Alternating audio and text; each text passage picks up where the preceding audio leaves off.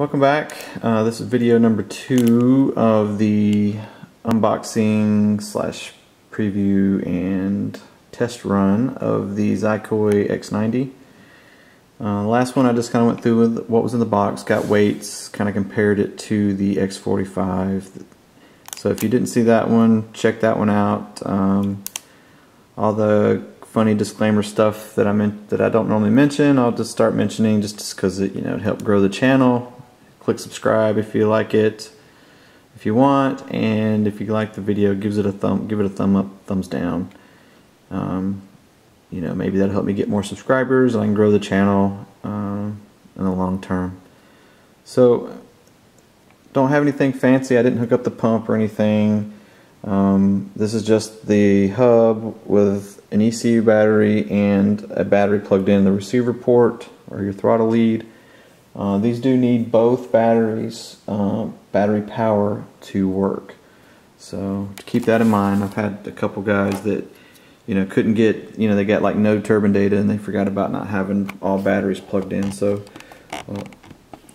just remember that. So bear with me here. I'm gonna try to get the camera set up here, and hopefully you guys will be able to see this as I go through it. So all right. Yeah, of course, I figured it's going to have problems focusing. Let's see here. That's as far as it'll go. So let's see if I can get this to...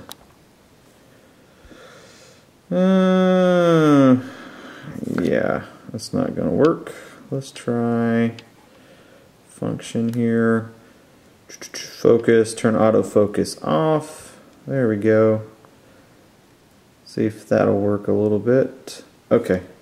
That seems to be better. Alright, so bear with me. Hopefully you guys can see this. So right now you're seeing the GCU, and you're getting the fail-safe low loss signal because I don't have the receiver actually powered up with radio. So typical display here on all the motors. People get confused because you got left and right versus up and down, and I got it. I do the same thing, but the way to start this is the right arrow. So there's a 2-page main menu. So when you start out, you're let me get back, go back. All right, so this menu is your kind of the RPM, temp, pump, PW. That's your default menu. It'll also show your trim state. If you page left, well, I say that, I got to go forward first. So your page right, this will give you pulse and amps and your versions. So if you go back now, well, there should be a back page. Maybe it's because of the fail-safe that it's in. If you go back, it'll kind of give you like last commanded state and last error, but we'll just keep going forward. So, alright, so if you page over 3 times, it brings you to kind of this default menu. You've got start, info, radio, and run, and those each correlate to one of these buttons. So if you wanted to go to radio, you would hit the minus. Hope you guys can see that. If you wanted to go to the run menu, you hit the plus. So out of the box, typically you want to go to the radio menu, and it asks you there if you want to adjust it. Minus is no, yes, plus is yes. So you hit yes, and then it tells you stick up, trim up, you hit yes. Then it'll say stick down, trim down, you hit the plus, which is yes. And then it'll say stick down, trim up, you hit the plus, which is yes. And then it will jump back to the main menu, basically telling you that it's ready. You can start it at that point if you want. So we're not going to do an adjustment. See, there's what I was kind of talking about. It tells you to go through it and hit the thing. So we're just going to back out of that. Alright, so back page over again. Run menu, normal run parameters. These are some of the things that you don't typically mess with, but you can see what they are. This is where you adjust your idle speeds, and it's an auto there. But, you can change things a little bit, but I don't mess with them. Ambient acceleration, you've got a decel and acceleration, deceleration. These have the auto, and I tell people to leave it in auto unless you have any kind of flame outs when you're accelerating and decelerating in the air. And then at that point, the manual kind of talks about it selecting something based on the temperature that you're in. So leave it in auto is typically what I recommend, unless you just want to take it out, and then select a setting based on the temperatures. You got cold, mild, warm, hot, and then of course auto. If you're having, if you're high in altitudes and you're getting some instability, you could probably go down to a lower, to like warm or something, or mild, and be just fine. Typically, I haven't seen too much adjusting of these, but there again, that depends on where you're at in the conditions, and it just slows it down a little bit. Most of the time you won't even notice it compared to larger turbines. If you fly larger turbines and the turbine lag, you won't even notice the acceleration change in this. Like if you're on cold, that's kind of your slowest acceleration, deceleration, so that would be kind of your most stable setting. So that's just up to the user, and like I said, it'll check the manual out. It'll kind of talk about temperature ranges for that. But with this, like the 45, it's almost like an EDF. The throttle response is almost instantaneously, so you don't really even notice it. This one you may notice a little bit. I'm going to put that back in auto. There's the decel, same selections for decel, and then that's really it in the run menu. So page over twice again. Alright, so we're going to go to the start menu. So this is just the parameters that you're going to, for your starting of the motor, and typically this may be where you do some adjustments for your initial run. Select your fuel, Caro diesel. We're going to stay Caro because I run Caro and everything. Pump PW, ignite, RPM. This is kind of your starter fuel, what it's pushing in there. So if you get a little flame, like get a start, and make sure it's cleaned out, and then your next start, if you're having like a flame, you drop this a little bit, and it moves in values of 25, so 75. So, and if it's slow to start or it doesn't start, you may up this a little bit.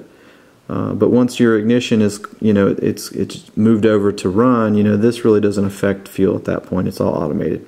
Typical range on this is 75 to 125 is what I see coming out of the factory. You get higher than that, you may be looking at like a restriction or something. Next one is glow igniter voltage. This is probably the biggest problem I see here with start issues. You guys are like, oh man, it just starts, I get white smoke and it doesn't light. Well, the factory sets this at the lowest reliable setting, and 5.5 that's probably the lowest I've seen on 45s. Like the 90s are new, so I don't know kind of what they're getting, what's reliable for them. But typically they're a few points of a volt low. So I typically tell like the 45 guys, like if it's at 6 volts, just jump that up to 6.3 volts, and that typically fixes all the start problems. They just, like I said, they go the lowest that they get, a good reliable start at the factory. And conditions are changing, different types of fuel, different types of oil. But like I said, that's the one I usually tell people, hey, just up that 0.2, 0.3 of a volt, and it fixes all the problems.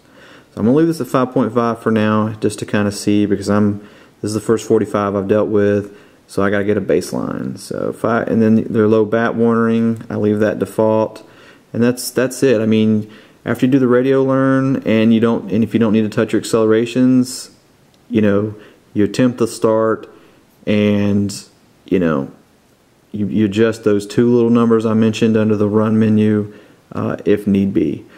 But before you do any of the running, typically most people need to verify a few things. So you go to your information menu, which is the second one. This gives you your timer, service timer, your last start time, your cycles, errors if you have them. This is showing a bunch because, like I said, I don't have the radio on it. Total time, serial number, and version of the firmware. So, sorry, hope you guys are not getting off. And you can test your starter. Alright, starter's off. Glow igniter. This used to be disabled because people were leaving it on. Just if you turn it on, be sure and turn it off. So minus turns it on, and that turns it off. So I could actually hear it sizzling a little bit. So make sure you hit it off so don't burn up your glow igniter or run your battery down. test prime, this is something you do the first run, before your first run. And critical with all motors, and more so critical with the 45. Something I never really thought about till dealing with the 45 is, just trash in the lines. Any motor can be affected by that, but the X45 has a microscopic fuel system. So things that may not bother even the 90 will not go through the 45. So I recommend, and I think the manual talks about it, disconnect the fuel line, fuel your model, and turn the prime on. This will run the pump, have you a cup or something. Let it run for a good 30 seconds or so, because I've looked at brand new manufactured line and you can see plastic shards, plastic stuff inside that fuel tubing. Dust from sitting in your shop, any little thing like that can be in there. So just let it run and get a good flush of the system, and we'll eliminate most of, or all of, fuel clogging issues with injectors and stuff like that. Keep your fuel clean. Keep your fuel clean. Don't put a million filters in it. Typically, the supplied filter with the UAT is plenty, and most people filter their fuel going in. So there's your prime function. Plus will turn it off, minus will turn it on. You can test your gas valves, just like make sure they're opening and closing. You'll hear them click. Just make sure you turn them off. And there's your fuel, there's your main one on. You can hear it click and it's off. Those are just test functions. It will give you like pump data. Like I said, it's not connected, so that's why you get pump not found. And that's it. So very few things that you can actually mess with on here. Because the motors are just, they do the work for you these days. So, oof, that's a long video. Oh, good God. All right, 12 minutes. So there you have it. That's just kind of a rundown of the stuff in the ECU. So get a brand new motor. I always recommend putting it on a stand, just so nothing crazy goes happen. And especially with these foamies that people will put models in now, you don't want to burn them up. Just put it on a stand.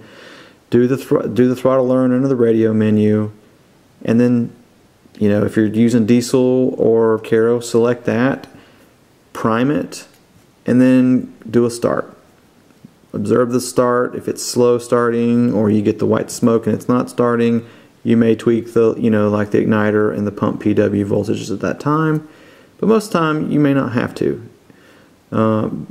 So run it.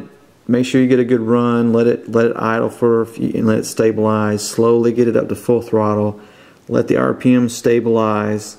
You may see a pump calibration pop up, which is normal. That's just the pump calibrating to the conditions and doing what it's supposed to do. Once it's maxed out, stabilize, bring it back down to idle, and you should be good for the rest of the day. I always typically recommend a good 100% run at the first of the day. That will prevent a lot of issues as well with flameouts, because it's letting the motor, because you may not have flown for a few weeks or a month or two, and the conditions can change. And it will help prevent, some of those flameouts that you may get. But other than that, just a little brief, just a rundown of it, so you can help people learn how to navigate the menu. Like I said, there's that smart data terminal I was talking about, and there's that SD card slot if you want to expand the memory. But if you leave this guy plugged in, you can do playbacks on it, and you'll see the RPMs and throttle settings and temps moving on those little dials there. Pump numbers and throttles, so it's kind of a neat little thing. Plus, if you have some kind of flame out or error, don't power it down, plug this guy in and do that left arrow over, and it should give you the last last issue. Like if it was you just turning the trim off and shutting it down yourself, it'll say commanded stop, or you may get RPM low, which is the typical for air bubbles and things like that, or you may have something else. So don't power down if you have any kind of error with the motor. That way, when you call me, you can say, hey, I had this error, because it's hard to troubleshoot over the internet and phone or texting. So if you have an error, that helps, you know, and being able to kind of explain what's going on also helps. So there's 15 minutes of running my mouth. So I'm going to get this on the stand. You guys take it easy, and I will do a quick run on it later.